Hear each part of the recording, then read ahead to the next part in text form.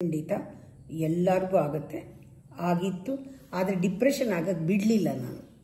ಅದು ನಿಮ್ಗೆ ಹೇಳಿದ್ರೆ ಅರ್ಥ ಆಗುತ್ತೆ. ಒಳಗಡೆ ಒಂದು ಗಿಲ್ಟ್ ಇದ್ದರೆ, ಹೀಗೆ ಮಾಡಬೇಕಾಗಿತ್ತು, ಹೀಗೆ ಮಾಡಿದ್ದಿದ್ರೆ ಚೆನ್ನಾಗಿರೋದು ಅಂತ, ಅದರಿಂದನೇ ಎಲ್ಲ ಪ್ರಾರಂಭ ಆಗೋದು. ಕೆಟ್ಟ ವಿಷದ ಬೀಜ ಅದು ಗಿಲ್ಟ್ ಅನ್ನೋದು. ನನಗೊಂದು ಗಿಲ್ಟು ಏನಂದರೆ, ನಮ್ಮ ತಾಯಿ ತಂದೆನ ಚೆನ್ನಾಗಿ ನೋಡ್ಕೋಬೇಕಾಗಿತ್ತು, ಅವರಿದ್ದಾಗ ಕರ್ಕೊಂಬಂದು ಇಟ್ಕೋಬೇಕಾಗಿತ್ತು, ಅದು ಮಾಡಬೇಕಾಗಿತ್ತು, ಇದು ಆಗಲಿಲ್ಲ. ಅವ್ರು ಸತ್ತಾಗಿ ಬರಲಿಲ್ಲ ನಾನು. ಅಯ್ಯೋ ಹೋಗಬೇಕಾಗಿತ್ತು, ಇದಕ್ಕಿಂತ ನಾವು ಮುಖ್ಯ, ಬರಬೇಕಾಗಿತ್ತು, ಏನೇನೋ ಇತ್ತು. ಇದು ಒಳಗಡೆ ಸೇರ್ಕೊಂಡ್ಬಿಟ್ಟಿದೆ. ಆವಾಗ ಲೋ ಫೀಲಿಂಗ್ ಆದಾಗೆಲ್ಲ ಇದು ಬರ್ತಾಯಿತ್ತು ಮನಸ್ಸಿಗೆ. ಇದನ್ನು ಬೇರೆಯವ್ರ ಮೇಲೆ ಕಾರಣ ಮಾಡಿ ಕೋಪ ಮಾಡಿಕೊಂಡು ಇವರಿಂದನೇ ಬರೋಕ್ಕಾಗಲಿಲ್ಲ, ಅವರಿಂದ ಬರೋಕ್ಕಾಗಲಿಲ್ಲ, ಅಥವಾ ಏನೋ ಒಂದು ಮಾಡಿ ಸಮಾಧಾನ ಪಡ್ಕೊಳ್ತಾ ಇರೋದು. ಇವಾಗ ನೋಡೋಣ ನಂಗೆ ಯಾವಾಗ ಬಿಡುಗಡೆ ಆಯಿತು ಅಂದರೆ, ಫ್ಯಾಕ್ಟ್ ಆ್ಯಂಡ್ ಟ್ರೂತ್ ಬಂದರೆ, ಆ ಘಳಿಗೆಗೆ ಬಂದರೆ, ಸ್ಪಾಂಟೇನಿಟಿ, ಆ ಮೊಮೆಂಟ್ಗೆ. ನಾನು ಯಾವುದೋ ಊರಲ್ಲಿದ್ದರೆ ಬರೋಕ್ಕಾಗ್ತಾ ಇರಲಿಲ್ಲ. ಬರೋಕ್ಕೆ ಒಂದು ನೈಟ್ ಪೂರ್ತಿ ತೊಗೊಳೋದು, ಅಷ್ಟರಲ್ಲಿ ನಂಗೆ ಡೆಡ್ ಬಾಡಿ ಸಿಗ್ತಾ ಇರಲಿಲ್ಲ, ನಾನು ಬರಲಿಲ್ಲ.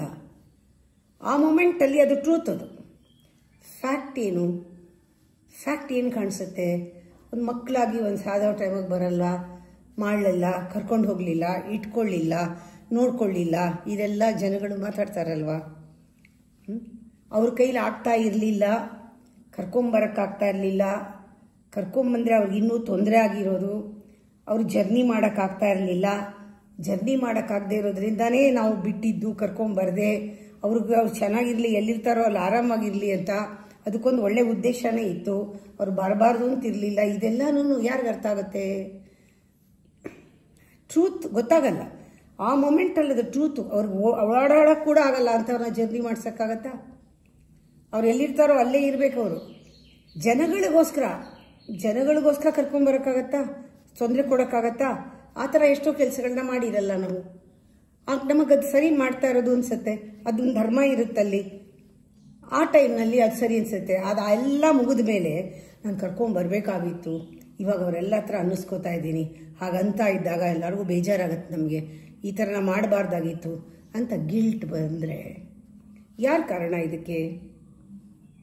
ಪುನಃ ನೀವು ಫ್ಯಾಕ್ಟ್ ಆ್ಯಂಡ್ ಟ್ರೂತ್ಗೆ ಹೋಗಬೇಕು. ಇಲ್ಲ, ಆ ಟೈಮ್ನಲ್ಲಿ ಆಗಿತ್ತು, ಹಾಗೆ ಮಾಡಿದ್ದೆ ಕರೆಕ್ಟ್, ಈ ಟೈಮ್ನಲ್ಲಿ ಹೀಗೆ ನಡೀತಾ ಇದೆ, ಹೀಗೆ ಮಾಡೋದೇ ಕರೆಕ್ಟ್, ಯಾವ ಟೈಮ್ನಲ್ಲಿ ಏನೇನು ಮಾಡಬೇಕು ಅದು ಮಾಡೋದೇ ಸರಿ. ಅಲ್ಲಿಗೆ ಬಿಟ್ಬಿಡ್ಬೇಕು.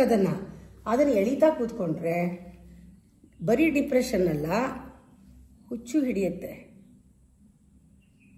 ದ್ವೇಷನೂ ಬರುತ್ತೆ, ಎಲ್ಲರ ಮೇಲೂ ದ್ವೇಷ ಬರುತ್ತೆ.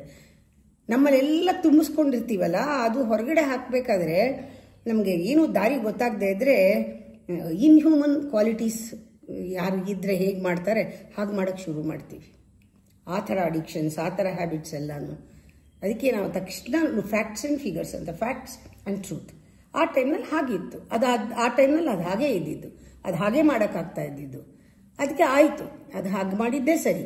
ಇವಾಗ ಯೋಚನೆ ಮಾಡೋದು ಸರಿ ಇಲ್ಲ, ಈಗ ಹೆಂಗಿದೆ ಹಾಗೆ ಇರೋಕ್ಕೆ ಸಾಧ್ಯ? ಯಾವುದೂ ನಮ್ಮ ಕೈನಲ್ಲಿ ಇಲ್ಲ, ಬಿಟ್ಬಿಡ್ಬೇಕು.